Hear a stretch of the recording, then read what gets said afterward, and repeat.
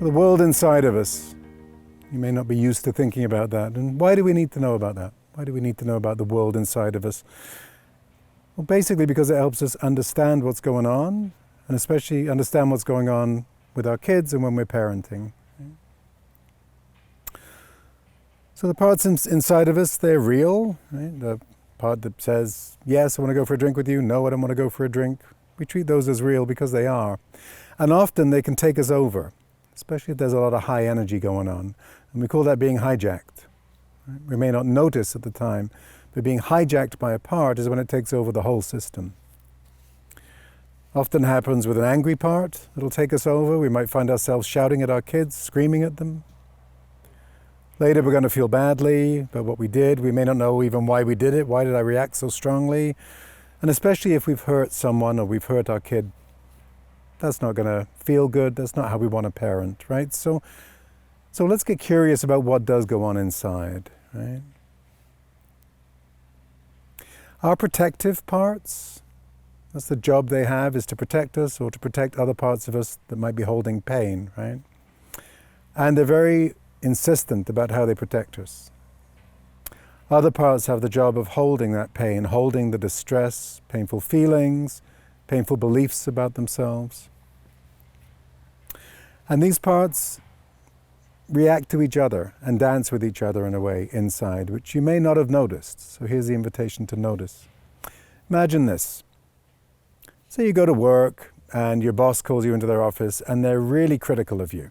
They're telling you you've done a terrible job, they don't know why they hired you, what's wrong with you, really going at you, right? How would it be if you responded by, going red, beginning to cry, sounding like a 7-year-old kid that's getting really upset? Right? Now, you might say that would never happen, and you're probably right. Probably wouldn't happen. Instead, you might decide to, really put in the hours, stay late every day, get in there early, overwork, so you get noticed so that this never happens again. Or you might decide to get mad at your boss, right? Tell them you think they're not that nice a person. Or you might decide if it's lunchtime, just go out and have a drink. So those are the protective parts of us, right? And they fall into two camps. One camp we call managers. They want to manage everything so that the other parts of us don't get upset. Those are the ones that will say, well, just overwork, you'll get points for that, and then we'll make sure that you never get criticized again. The other protective parts we call firefighters. They're responding to that emotional fire that's going on inside, and they're the ones that may get angry, or decide to have a drink, or mindlessly watch internet for a while. They want to distract or provide comfort to the parts that are upset. And the parts that hold the pain, the parts that are upset, we call those parts holding burdens. They're often very young at the time when they took on that upset. And they're still kind of frozen in time. They're still there at whenever that moment happened. And we call these parts exiles because they literally get exiled so that you don't even know about them or notice them at first. But you do notice the protective parts that are connected to them. I'm going to talk now about how these exiled parts of us get to take on this kind of emotional pain and get stuck with it. When my daughter was in grade 2, she was in a cooperative school, so the parents would come in, once or twice a week to help out. And on one of my shifts, I was in there in the morning and they were doing show and tell. I'd never seen show and tell. I grew up in England. I'd heard about it from American TV. So I was curious about this. I'm sitting at the back of the class. The front of the class, fairly young teacher. I think she's new to teaching. She's got to control 25 7-year-olds. Good luck with that. And there's a big red mat at the front of the class. So all the kids are going to the red mat at the front. And I see this kid got this toy. It looks like a robot from where I can see. Push the button and the arms come out and then it starts to play a tune. So he's showing it to his friend, right? And his friend's like, oh, it's really cool. He's like, yeah, I know, right? And so they both completely in boy world, right? With this toy, with the robot and the tune. And then they both start to do a little jig, right? They both start to dance a little bit to the tune. They're smiling away at each other. What they cannot see, but I can, is behind them, the teacher is standing like this.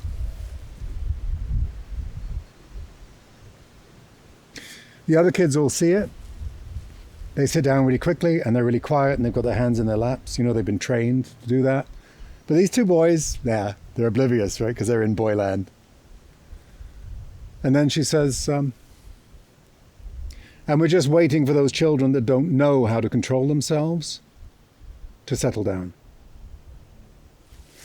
The buddy hears her, sees her, she's in line of sight, sits down immediately, hands in his lap. The kid with the robot, let's call him Brad, just looks confused, right? Suddenly his buddy's disappeared. And just like in a Charlie Brown cartoon, he kind of hears the words late, you know, wah, wah, wah. And I watched his face, right? So he looked around. He looked confused. He looked lost. Looked a bit scared. And then it was like the words registered, those children that don't know how to control themselves. All in a split second. He notices that some of the other kids are pointing at him and laughing. He looks like, you know, that feeling where you wish the world would open up? He looks like that's what's going on for him. And just before he sits down, I see this happen across his face.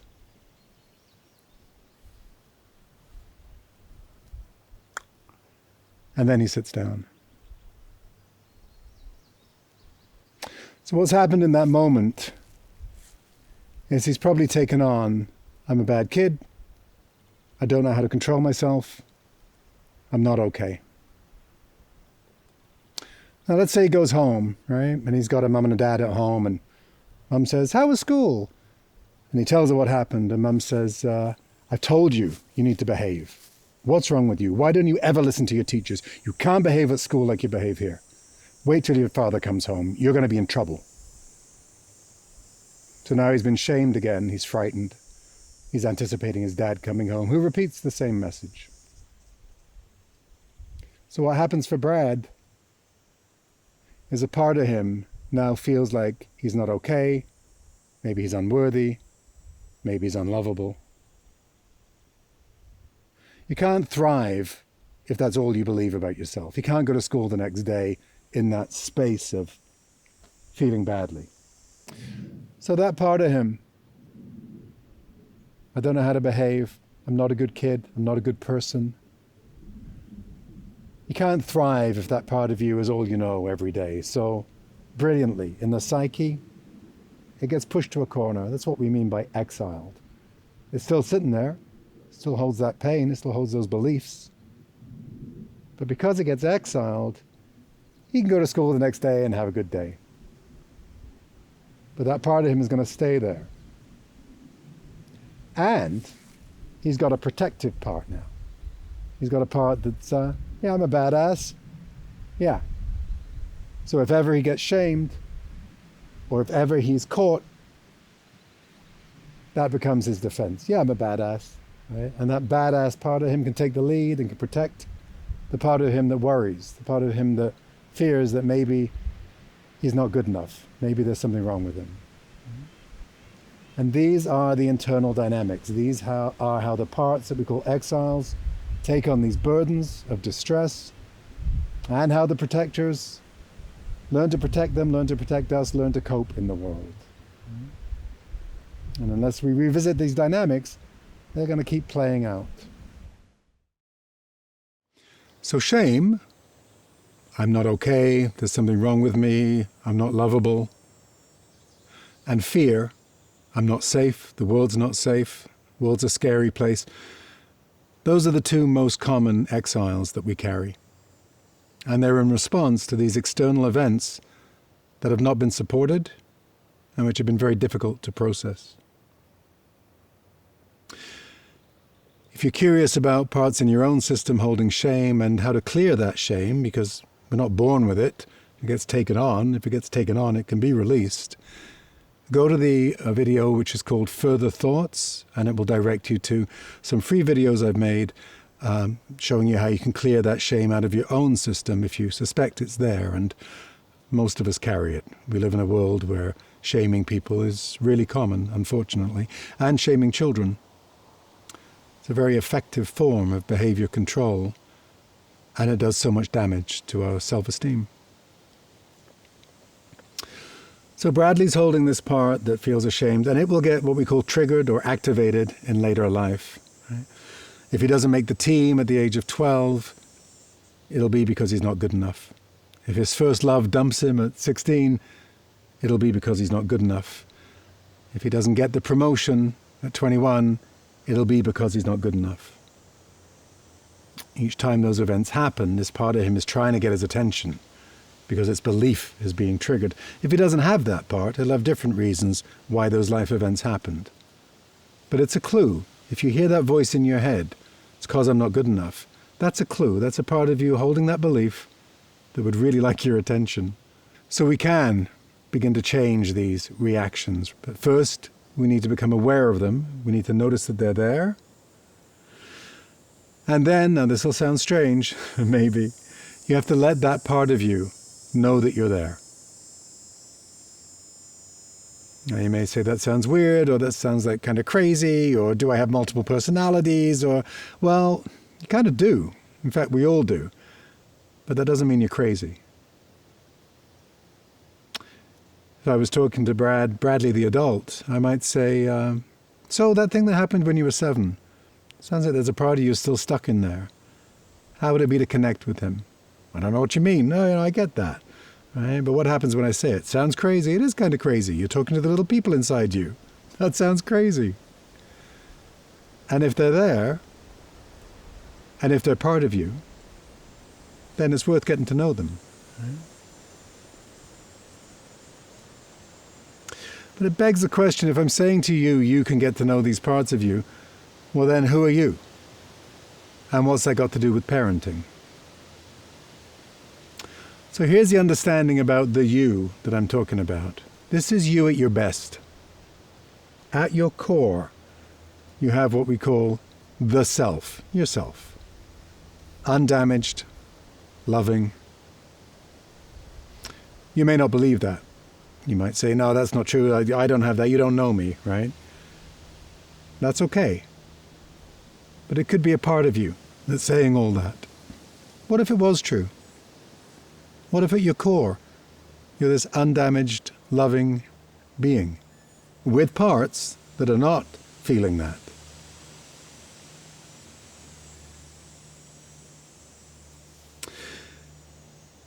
If Brad's teacher, instead of shaming him, if Brad's teacher had said, Brad, I see that you're getting excited over there, and it's great to get excited, but you need to have a look around because right now we're doing something different.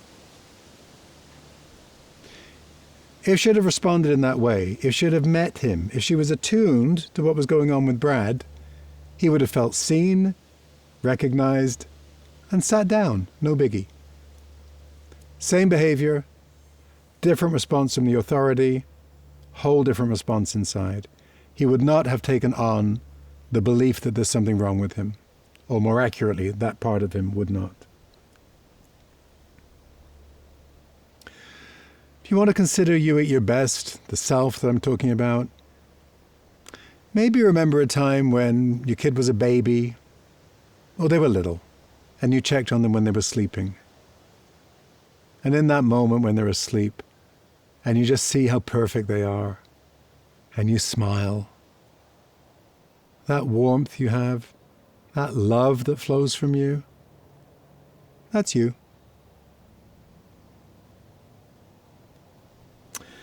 When you're in that place of yourself, instead of the parts hijacking you, we call that self-leadership.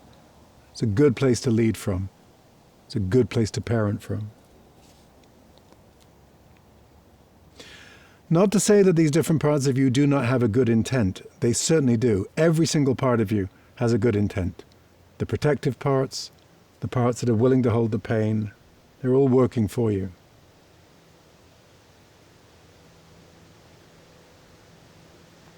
It's like that example of, let's say it's Bradley's boss that criticizes him and shames him, right?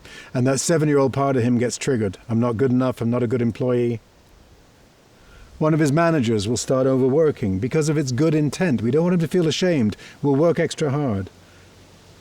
Or his firefighter will shout at the boss and say, you don't get to talk to me like that, right? It is not okay with me. Both parts have a really good intent to try and protect the part of him that feels the shame. And if he's overworking, he has less time with his family, there'll be consequences. If he shouts at his boss and gets fired, there'll be consequences. But just because there are consequences for the behavior of those protective parts doesn't mean they're bad parts, even if they don't like each other. A lot of the tension in our heads is when we have one part criticizing another part. Can't believe you did that. Why did you do that? But each of them, if you ask, has a positive intent. And that's the thing, right? You ask, you get to know these parts of you. You let them know you're around. You appreciate them. Because when we're able to do that, when we're able to parent from more of a self-led place, more attuned, we can flow with our kids, we can stay connected, our hearts can stay open, we can reflect back to them who they really are, we can validate them, we can stay curious about them, we can stay interested in them. And that's a heart-to-heart, two-way street. It just feels so good. In one of the videos, Professor Cohen says, it's a big shift to think of parenting this way. It is. And the rewards can be amazing. If you have a kid who's confident, who knows they're loved, who knows they can trust you, and that you'll be there for life, that's a great relationship to establish and maintain. So how can you get more of what we're calling self-energy? How can you be with your kids from your best self, your best place? One way to do that is to begin to notice the different parts of you, the parts of you that don't feel that way, that don't feel like you're in the flow, that life is easy. How can you notice them? If you have a big reaction to something, if you get real mad, if you feel real small, if you feel like the need to control really tightly, those are big reactions, and we call those trailheads, right? Because if you follow that trail, if you get to know that sensation, that feeling, it will lead you to a part. Right? Now, it takes practice, right? But you can begin to notice these big reactions. And when you're doing that, focus in on it. Where is that feeling in your body? Where is that need to behave in a particular way? Does it have a real focus? You might find if you're feeling really sad, it sits in your belly. If you're feeling really angry, it can sit in your shoulders. But focus in. And then, this is where it'll sound strange, see if you can get to know that part of you. So, hi, angry part in my shoulder and neck. Or hello, sad part in my belly. If you hold your curiosity and if you're genuine about it, you may be surprised to notice that you get some information back. You can let that part of you know who you are, how old you are. It's got your attention. And by beginning to get to know these parts of you, and especially by responding with your curiosity, what is this part of me? What information is it giving me by showing me the sadness, the anger, whatever it is? They will learn that they can trust you. And the more they trust you, the more they'll let you, in your best self, be around in the world. As they begin to trust you, they're more likely to allow you to respond to things instead of having them react. Let me give you an example again from my parenting. When my daughter was 4, about 4.5, we used to go on a long walk by the river, and you may have done this with your kid at that age. You've got the backpack, you've got the butterfly net, you've got the kite, you've got the book, you've got the blanket to lay on the ground, you've got the snacks, you've got the drink, right? And you're going through the woods with your kid. And we're headed towards the river where we're going to have something to eat. Now, that particular day, there were lots of cabbage moths around, so she's got her little butterfly net and she's trying to catch the moths, and it's going real slow, and I'm getting kind of hungry. And it's a long way to where we're going to eat, and I'm getting hungrier. And so I said to her, Maya, Daddy's getting hungry, and if Daddy doesn't eat soon, Daddy's angry part's going to come up. She's very familiar with my angry part. She said, Daddy, you eat, real quickly. So instead of, pretending it was okay, getting hungry and hungrier, and then getting mad at her, so blending with that angry part, I noticed it coming up. I spoke for it. I have this part that's feeling like it's going to get angry. Instead of being in it, I'm angry. And it went very, very smoothly. Right? That's what happens when you can become aware of your parts, name them, speak for them, they're yours. You don't have to come from that intense energy. Right? When you don't do that, when you're just reacting, that's when you've often got a blended protective part, and it's always protective of another part. Let me give you a real clear example. Let's imagine you drive and that you're driving one day, it's a nice day, you've got some music on, you come to an intersection, you go to make the turn, out of nowhere, this car shoots towards you, you almost have an accident, right? You have to swerve, you come to a screeching halt. When you wind your window down, those of you that are old enough to have cars that you do that, or when you press the button for you younger folks, what do you shout out the window? Excuse me, I'm feeling really vulnerable here. It's not what happens, right? What does happen, right? Where did you learn to drive? You insert your expletive. You should be off the road. People like you don't deserve to have a car, or something along those lines, right? So you start shouting at the person. That's your protective part, because in fact you do feel really vulnerable. You almost died. You're just reminded of your mortality. But it's not safe to be that vulnerable, so instead this part of you distracts from it and starts shouting. That's one of the firefighters. It's angry, and it feels justified in its anger. But it's only when you begin to lose some of that steam and you've finished insulting the person that you can actually see that the other car driver is a nun in her late 60s. And then chances are you're going to feel bad and another part of you is going to beat you up. You just screamed at a nun. What kind of a person are you? Blah, blah, blah. But that's how our parts react, right? They jump in, they hijack, and they react.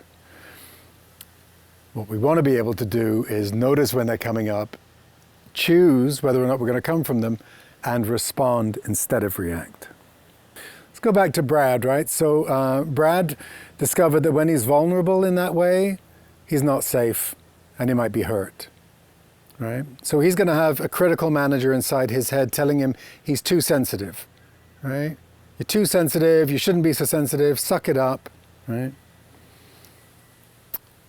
And because that manager part's well-intentioned, when Brad has a kid, Brad's going to say the same thing to his kid, right? You're just oversensitive. You shouldn't let things like that bother you. You need to suck it up. Just be a badass like me. He may have a partner that may complain that he's not sensitive enough, and he'll say, yeah, you're oversensitive. Because he's learned it's not safe. It's not safe to be sensitive. Right? So we have shaming parts inside of us that will also shame outside. They will shame our kids, our partners, because that's what they've learned. As kids, we've learned that it's okay to be shamed, and it's actually an okay thing to do to other people. That can create a disconnect. Right? Now, you're never too old to repair that disconnect. Right? If the relationship is ruptured, if I've shamed you, if I've screamed at you, and you've turned your back on me, I can repair that. It doesn't matter how old you are as a parent. You can take the responsibility. I overreacted. I'm sorry. That facilitates the repair. When relationships go through rupture and then repair, they develop what we call resiliency. We know that in that relationship there can be a rupture and we can find our way back to each other. Right? It's the finding of the way back which can be tricky.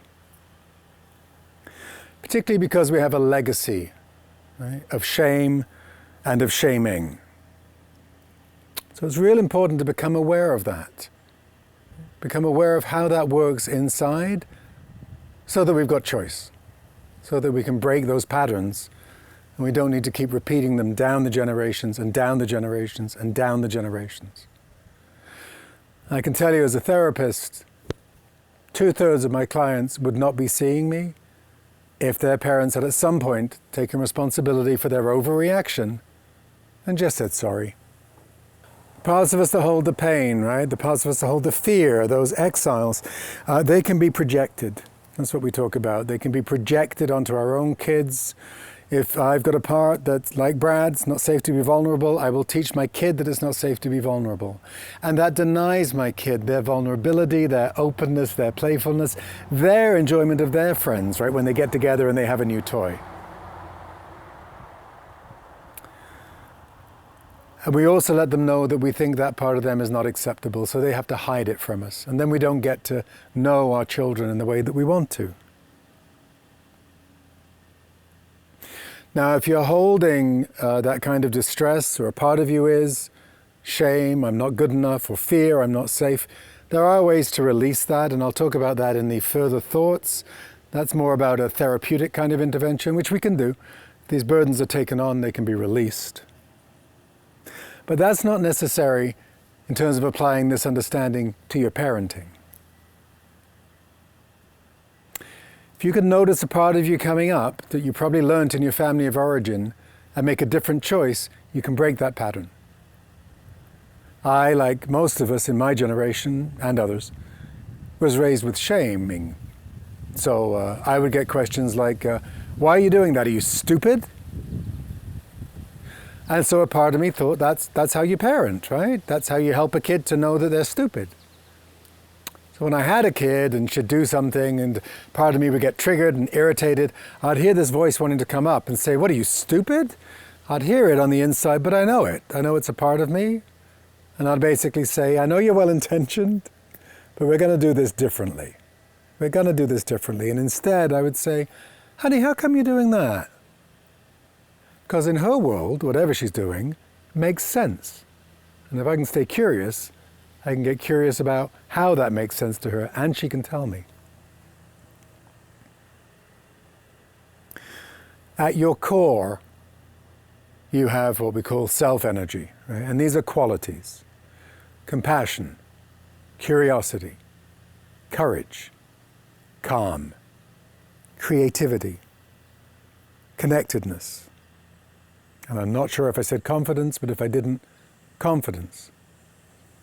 Those are at your core as a human being. Those are at the core of your kid as a human being. And when we can know that and honor them, honor ourselves, and get curious about the parts of us that hold wounds or need to protect in a particular way, then we're on the path to holding that self-to-self, heart-to-heart, loving relationship for life.